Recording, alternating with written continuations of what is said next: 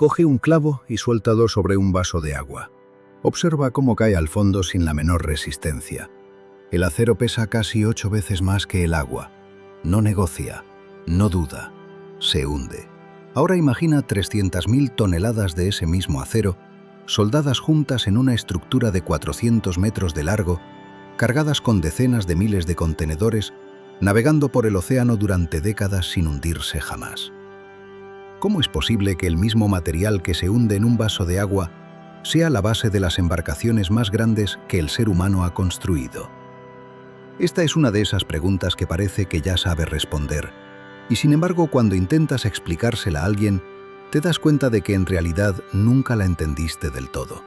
La respuesta tiene nombre propio, lleva más de 2000 años formulada y oculta una lógica tan elegante que cambia para siempre la manera en que miras cualquier cosa que flota. Hoy vamos a entender, de verdad y con números reales, por qué los gigantescos barcos de acero no se hunden.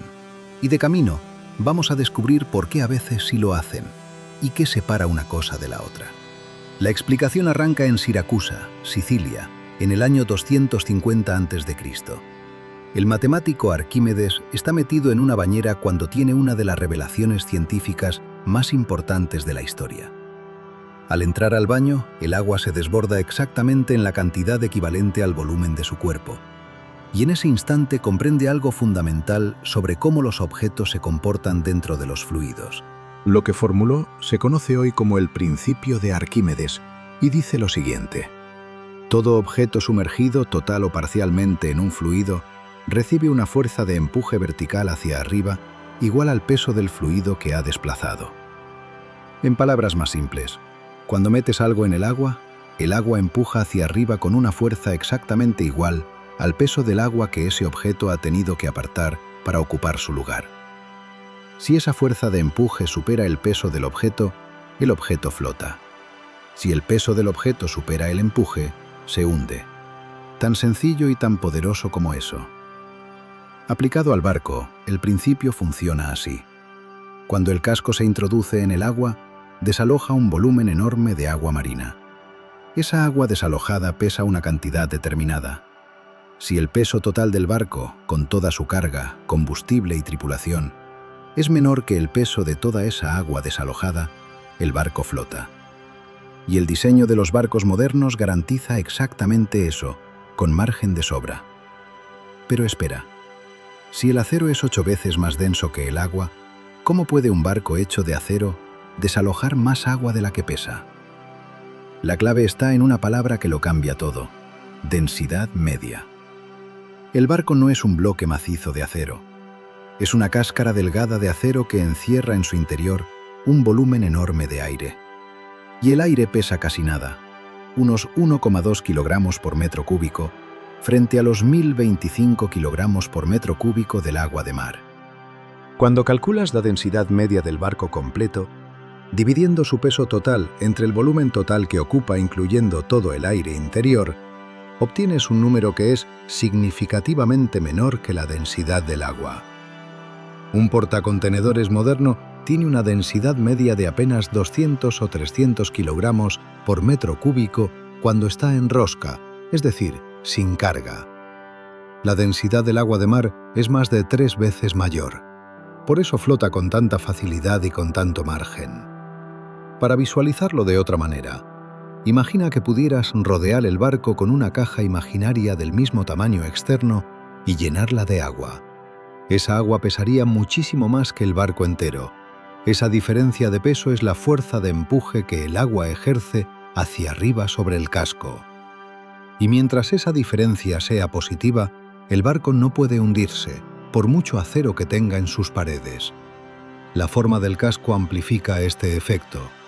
Los cascos modernos están diseñados para desalojar el máximo volumen de agua posible con el mínimo peso estructural. Las planchas de acero del casco de un portacontenedores tienen un grosor de entre 15 y 25 milímetros en la mayor parte de su superficie. Una pared de acero de 2 centímetros de grosor que encierra un volumen de cientos de miles de metros cúbicos de aire. Es la geometría trabajando a favor de la física. Que un barco flote es condición necesaria, pero no suficiente, para que sea seguro. El segundo desafío de la ingeniería naval es que el barco no solo flote, sino que lo haga derecho y que se recupere cuando el mar lo empuje de lado. Eso se llama estabilidad, y es una propiedad tan crítica como la flotabilidad misma. La estabilidad de un barco depende de la relación entre dos puntos clave que los ingenieros navales calculan con extremo cuidado. El primero es el centro de gravedad, el punto desde donde actúa hacia abajo el peso total del barco. El segundo es el centro de carena, el punto desde donde actúa hacia arriba la fuerza de empuje del agua, que se desplaza cada vez que el barco se inclina porque la forma del volumen sumergido cambia. La magia está en ese desplazamiento. Cuando un barco se escora por una ola o una ráfaga de viento, el centro de carena se mueve hacia el lado que se hunde más profundamente. Si ese movimiento genera una fuerza que empuja la quilla hacia abajo y el costado elevado hacia arriba, el barco recupera su posición vertical. Es un mecanismo restaurador automático. Pero si el centro de gravedad está demasiado alto, por ejemplo, por una carga mal distribuida en las cubiertas superiores, ese mecanismo se invierte y el barco vuelca en lugar de recuperarse. Por eso la distribución de la carga en un barco no es un detalle logístico, es una cuestión de supervivencia. Los cargamentos pesados siempre deben ir en las bodegas más bajas, cerca de la quilla. La quilla misma suele ser más pesada que el resto del casco, precisamente para mantener bajo el centro de gravedad. Y antes de cada viaje, los oficiales de carga calculan con precisión el metacentro transversal del barco, que es la altura máxima a la que puede estar el centro de gravedad sin comprometer la estabilidad. Si ese cálculo falla, el barco puede volcar aunque flote perfectamente. Los barcos modernos están divididos en decenas de compartimentos herméticos separados por mamparos estancos, que son paredes de acero diseñadas para contener el agua dentro de una zona limitada, aunque el casco se rompa. Si solo se inundan uno o dos compartimentos, el barco puede mantenerse a flote con el resto de los espacios secos. Si el agua supera los mamparos y se extiende por el casco, el fin es cuestión de horas o minutos. Entonces, ¿por qué los gigantescos barcos de acero no se hunden? Porque no son bloques macizos de acero. Son cáscaras huecas cuya densidad media, incluyendo todo el aire que encierran, es varias veces menor que la densidad del agua. Gracias al principio de Arquímedes, el agua ejerce sobre esa cáscara hueca una fuerza de empuje hacia arriba que supera con creces su peso total, manteniéndola en la superficie con un margen que los ingenieros calculan con precisión para cada configuración de carga posible.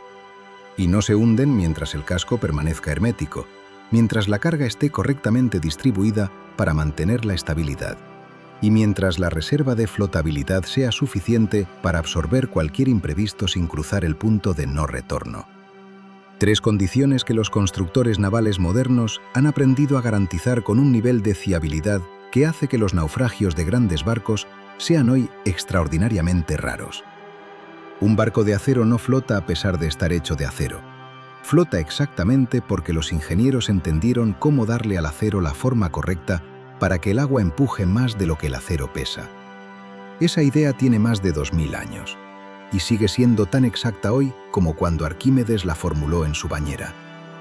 El océano no perdona los errores de cálculo, pero la física sí que premia la inteligencia con la que se aplica. Y en este canal seguimos encontrando esa inteligencia en los lugares menos esperados. Si este vídeo hizo que algo que dabas por sentado cobrara todo el sentido, dale like ahora mismo. Suscríbete y activa la campanita. Cuéntanos en los comentarios, ¿sabías que la densidad media de un portacontenedores vacío es 3 veces menor que la del agua de mar? Dinos qué dato te sorprendió más. Los leemos todos. Gracias por quedarte hasta el final. Hasta el próximo vídeo.